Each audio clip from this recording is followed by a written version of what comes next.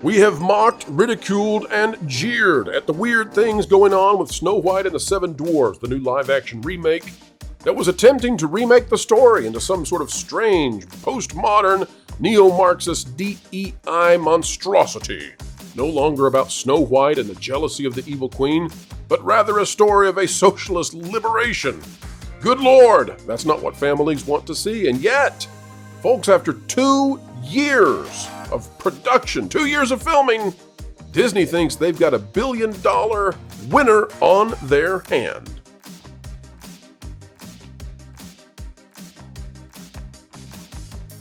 Hello, folks. Welcome back to the Pro Channel. We are here to give you the news in the most accurate and truthful way possible, something the corporate mainstream press, well, they do the opposite, and that's why we think we've been given an open runway. We don't care about the cupcakes. We don't care about special drinks named after us at an abandoned Epcot. No, we believe in giving you the news, hot or cold, exactly as we see it. Balls and strikes, we call it every single time here. You might think this is a channel negative about Disney, but no, it's just that we'll actually tell negative things about Disney. We gave Inside Out 2 a 7 out of 10 as a review. We've talked about how well it's done. But folks, we've also talked about the bad decisions, and that separates us, I think, from some of the other channels out there terrified they'll lose their little media passes and one day get on the ride early kind of things. Folks, we have taken Disney to task on this whole Snow White thing. The Rachel Zegler stuff, calling the prince a stalker and all that, it's just bizarre. It's weird. It's an attack on the very foundation of the company. And yet, Disney now believes that they've got a winner in this movie. They've spent, we believe, something like triple the normal costs of a normal film, and they think that they've got something that will be on par with Barbie, something that might be an Inside Out 2 all over again. We'll tell you folks what our analysis of this is, and it just might shock you. Disney thinks they've got an Inside Out 2, and they think that Rachel Zegler is the one who's going to bring it to you. This is huge, huge news because this has been a calamitous kind of production. Most movies do a few months of production. They don't do a couple of years of production. But that has been the experience of those working on Snow White and the Seven Dirty Hip. Snow White and the Seven CGI Monstros. Snow White and the 7 reshoots. Here's what we've got. This from me out of thatparkplace.com. Folks, if you're not yet bookmarked thatparkplace.com, your browser needs you to do the right thing. Disney allegedly makes massive changes to Snow White during 2 years of reshoots in wake of Rachel Zegler's PR disaster. Most movies go through film production in months, not years. Disney's Snow White live-action remake is not one of those most movies. What are we talking about? Well, Indiana Jones, The Dial of Destiny, folks, it was a calamitous film in terms of its production. Lots of huge mistakes happening. Film crew stuck in Morocco. Harrison Ford getting injured on a train that he should have never been on. But when it comes to Snow White, this is unlike much we've ever seen before. 2 years, starting back in March 7 of 2022. Say it again. Principal photography of this film started March 7th of 2022, and it just finished. Let's go to the news here, what we've got. Of course, Rachel Zegler here posted this. I think this is on her Instagram. Could be on something else, I'm not sure. But she says, that's a wrap on Snow White, and I so freaking proud and emotional. That's how you know she's the one who wrote it, by the way, folks, when she says, and I so freaking proud. I love these people so much. Grammar, not so much. Now, we've got a trusted source who has reached out to us, and here's what it says. Here are the 3 steps that we've been told occurred in these reshoots. I want to share this with all of you out there. The first set of reshoots, we're told that was intended to clean up the original version and make way for the CGI dwarfs that were being introduced as they kicked out those dirty hippies. And those dirty hippies may have a part in the movie still, but they won't be the dwarfs. But they needed to clean that up. And that was expensive, something like $30 million perhaps, although we are in rumor and speculation territory, and we're talking about a future product that is not yet released. The second set of reshoots, we are told that was to bring in the young Snow White. And by the way, we scooped this last year, but there's a young actress, and she's getting a lot more runtime, maybe even having her own song in the movie. And that was done to try to soften up what was a very harsh portrayal of Snow White by Rachel Zegler. Now they've had to do another one. And the reason for that was those second set of reshoots still did not fix the disjointed feeling of the film. But the third set of reshoots are done. Bob Iger feeling very confident now, and we're going to talk about it in just a moment why. But the third was intended to bring Zegler back onto set, Gal Gadot, and to make this more in line with the animated feature film, the original that set the course for Disney in the future. Now, here's what we're hearing. And I'm going to pause on going down in the article any further because I've got some stuff here, folks, and here's what I will relay to you. Mm-hmm. Prior to Inside Out 2, it seems to me that Disney was causing some very, a panic even. I'll go that far. There was a panic amongst the third parties that do business with Disney. And the panic was that, hey, we're supporting stuff like Wish. And our dollies, our Wish dollies are going to Ollie's. And it's going to Five Below, and it's going to the dollar store. How are we going to make sure that doesn't happen with Snow White? And folks, I'm here to tell you, although this is rumor, I want to be very clear about this. It's rumor. Disney may have done these additional reshoots at the behest of third parties. And I'm here to tell you that Bob Iger may be positioning this as an example of how bad things were at the studios under Bob Chapek, and how he was willing to spend whatever it took to redeem the legacy of Walt by fixing Snow White and setting the film on the course that it's on. They think they've got $1 billion hit. They're going to need $1 billion hit to clear anything in profit. Panel, what do you make of 2 years of reshoots and apparently a push from third parties such as Mattel to say, save the day, Disney, do whatever it takes to fix this, or else we're out. What do you make of this?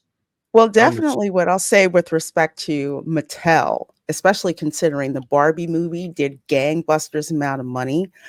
Oh, that's a great Mattel, point.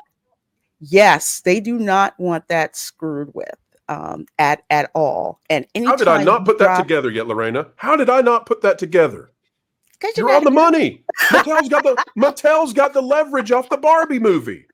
Mattel's got the ability to go into Disney and say, look, here's what we made off of Barbie. What are you going to do for us?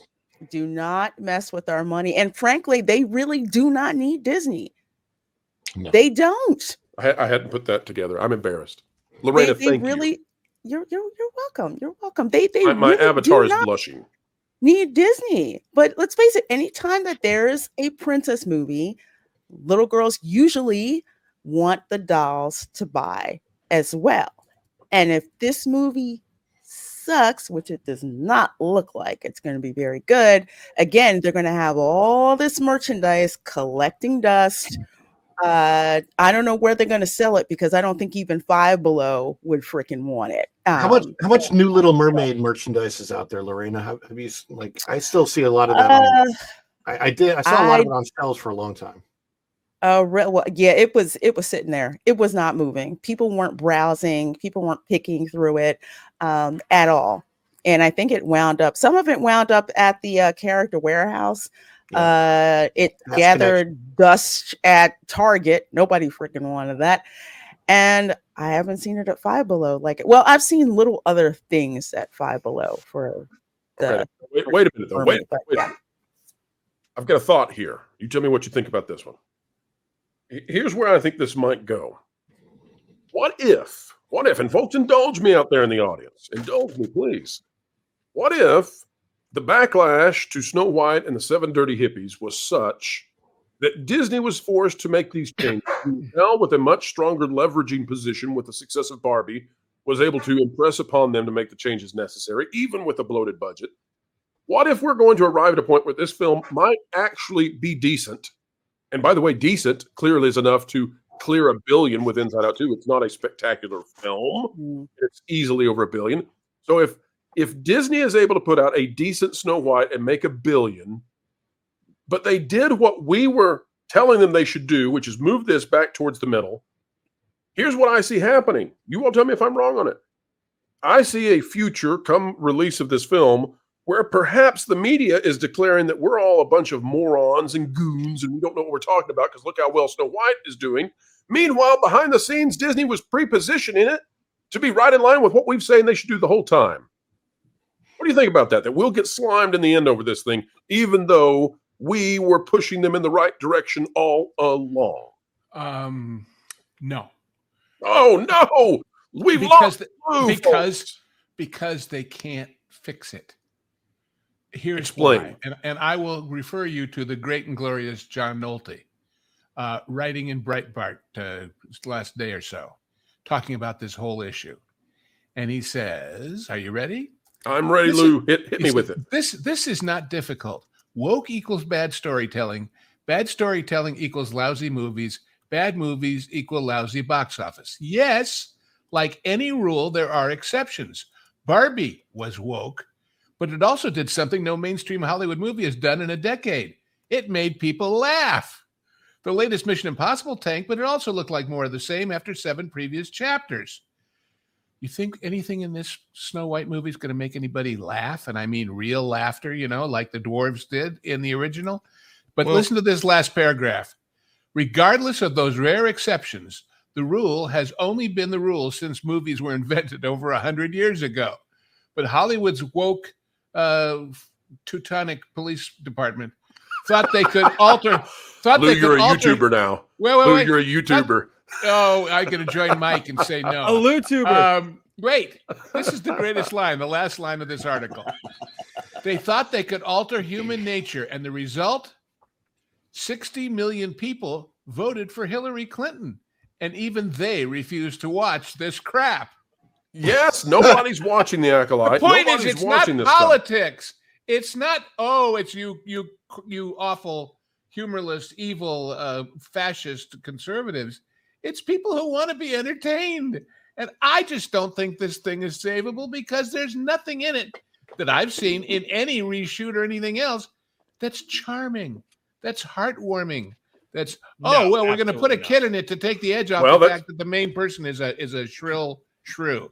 That's what they art style. Like, look at the production style, right, Lou? Like, it's all faded colors. Nothing is bright. Everything just looks really drab. And by the way, talking budgets and my area of expertise, all those numbers that the source gave you are low. How do I know? Are you talking about the 30 million additional on the first set of reshoots? All of the reshoots are low, and here's why: they don't include the money for Gal and the shrill. Oh, you're talking about coming back? Yes. I mean, those people get paid for their time, and they get paid very, very well. And it's got. Lou, how many days are typically written into a contract? Just the standard. So for folks who don't understand, no number of days, but they say we're going to start on a certain date and we're going to end on a certain date, and if we go over, there's a penalty of X. But in the contract, they'll typically write in that they have a certain amount of time, or there's a time frame for reshoot. Sure, because these people have to schedule their next show. They can't wait around saying, "Are you going to need me for the next 3 months?" I'll turn down all the other big contracts for other movies that I'm getting. Okay, so then let's ask this: so what do you think it's costing them to bring back Gal Gadot, Rachel Zegler? Which, by the way, that might be that lines up again too. All right, so Lou, what you're telling me lines up with this idea that on that second set of reshoots, they brought in the little girl. They can bring the little girl is not yet, a worldwide phenomenon. She's not yet had her big debut. Well, plus she hadn't started. Easy to bring in. But she only starts when she starts and ends when she ends. These contracts that say from the start date to this end date plus penalties if you go over. And it's not new. So you're saying this cost them a huge amount? Oh, it means the film. Okay, let's pause on that. So, Lou, then by your knowledge of how this works, you're saying that if there was a third round 2 years later of reshoots, that would innately indicate to us that this film was in a very dire place, or else they would never spend the money to bring back these two stars. Well, consider this. Apologies on the word stars, folks. No, they are, and they are. Certainly, Gal Gadot can pick any picture she wants tomorrow. Yes, Gal. We agree on Gal. $5 million. So, how many weeks were these pre-shoots, or post-shoots, or crap? Now that I don't know. That I don't know. So let's say that the average movie that Gal Gadot performs in takes 12, 14, 16 weeks to shoot. Okay, and let's say this was a quarter of that. Then go see what she got on the last movie and take a quarter of that. You're buying her time. There's one thing I want to add in. You're buying her rejection of another deal by buying her time. Go ahead. I'm sorry, Jonas. No, there's another aspect that I want to add in here. In February of this year, Disney got a new executive in charge of live action film production. Sean Bailey was shown the door last year at the end of the year, and he was the architect of the entire live action makeup. He started at Tron Legacy, and not the full production of Tron Legacy, like partway through the production. And his last thing is going to be Tron Ares. He's been replaced by a guy named David Greenbaum, who was over at Fox and is now in charge of all this. I wonder if these reshoots are someone from Fox, basically David Greenbaum coming in and saying, you know what, I think I know what the problem is here. And there's a possibility that they looked at if the history is repeating itself here, a paint by numbers, we took the thing that was there before and now we're putting it on screen, this time with actors on the screen instead of, you mean, animation, oh my God, they did a book report? Yeah, something to that effect. Now, all I know is you got someone with actual taste and finally got this thing right on try number, I don't know, 3 or 4 at this point. I think this, if this is successful, I think Sean Bailey can probably take credit for it. Really, no, he can't. But David Greenbaum will probably take credit for it. But will he attempt? Neither of them gets. Look, success has only one author at the Walt Disney Company, and that's Bob Iger. well, and failure apparently has only one author, and that's Bob Chapek, who, by the way, I don't know if you know this, Chapek ate Big Bob's homework too. Well, he did. Everybody knows doesn't like Bob Chapek on that $200 stock situation. And Chapek pulls wings off butterflies too, by the way. just for the fun of it. This little girl and abuses hippos. Now, you know this little girl. I heard he steals ice cream from kids. Chapek took candy away from her. Oh God! On you, Bob Chapek. Oh my gosh! Oh, and he crossed against the light at that intersection where they're blocking off the crosswalk from Shades of Green. Oh, Ron, I see an idea on the tip of your tongue. What do you got on this? Yeah, well, I have a question about these reshoots. So one of the biggest things that Rachel Zegler got in trouble for is saying, "Oh, this is not going to be Snow White, and she's not going to be going after the handsome prince." And this, so I'm reading this book, and the main crux is Snow White. She wished a handsome prince would come to the castle and carry her away. Please make my wish come true, whispered Snow White. No sooner had she said these words, had a handsome prince appeared next to her. So that is the main crux of the Snow White story. And I'm wondering if they went, okay, you know what? We kind of have to bring that back. Do you think that's what happened in the reshoot? No. Does anybody know? No, I don't. I think my I think this is going to be quote unquote soft woke. The idea is soften it where it's palatable, make it in the vein of Barbie and Inside Out 2. Don't get caught up in controversy. Release the trailer with Moana 2 to get the mother-daughter relationship coming into the box office. I think they see an opening with the way that Barbie was handled. Save your controversial stuff for the third act. And I think they think it'll act out what they've seen with these other films where it can break $1 billion. And to Lou's point about how expensive this is, they're going to need $1 billion to win. They're going to need it. False advertising in the trailer, probably, right? Yeah. I mean, we'll see when it comes out. Barbie's biggest mistake was spurging out, just like Pro said in the third act. They were doing okay until it went off the rails there and pissed a lot of people off, including myself and a lot of other old school Barbie fans as well. So if they do not go off the rails, it could actually be okay. Kind of like, that kind of annoyed me a little bit, but I'll allow it. I don't know. Disney not going off the rails, though. We'll see. We'll see what happens. Yeah, exactly. What are the odds of that? What are the odds that they'll stay on? They're doing this. Oh, I'm not talking about odds. Let's just be like, let's be genuine here. A little generous. Give yourself a little bit of leeway. We'll see. Because you've got folks who are just like, you guys hate everything and da da da and whatever. It's like, okay, look, prove us wrong. Right. Well, listen, we gave Inside Out 2 a 7 out of 10 here on this channel. I mean, it's not as if we're out here to hate everything. Well, we'll see. We're taking bets on whether or not you're going to jump off the cliff, but I'm always going to be fair. If it's good, prove us wrong. They say we hate everything, though. The part that they leave out, though, is they hate that we hate everything they like. See, because if we actually like something, they just ignore it. Well, what do you want us to do? It's 90. And look at the stock, folks. Look at the line. You want us to just sprinkle out the cupcakes, sunshine and rainbows, and everything's dandy? And nothing Bob Iger does is wrong, or you want us to tell the truth? That's the stock. No, right no, now. Pro. Change it to 6 months. Change it to 6 months. I'm pretty sure that's Bob Chapek's fault. 6 months. It's The all cycle is Chapek's fault. look up, up, up. Nelson Peltz gets out, down, down, down. Oh yeah. You want to see where this? You want to see what Bob Chapek looked like, folks? Look over here. This see where the dot is at the top? That's Bob Chapek. You want to see Bob Iger? This over here on the right side. That's Bob Iger. To the middle and slide to the left. That's Chapek. Absolutely brutal. At least they have one drop that actually works. Okay. So and listen, we're not Bob Chapek apologists either. We're not here to defend him and say he did everything right. When you describe that stock, you know what you remind me of? Do you remember those magnificent? If you say Jim Cramer, you're in trouble. No. You remember those magnificent men in their flying machines? Yes, they go uppity up. They go down to the down. All right, folks, get out the scorecard. Let us know how we did. Like, share, subscribe. Click the notification bell. It's a whole lot of fun. It's swell. And folks, we hope that we hope you're a member. If you're not yet a member, consider it. It's only the price of a soda. You'll get access to all kinds of exclusive content. It's the price of a soda per month. We sure would enjoy having you. All right, folks, we're done for today. It's been a heck of a video, heck of a time, and we'll continue the analysis fresh and ready to go every single day for you.